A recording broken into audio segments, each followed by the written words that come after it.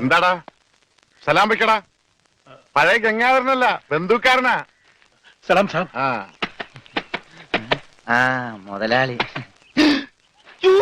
മുതലാളി മുതലാളി മാറി നിൽക്കടാ, പൊതി തുടരുത്.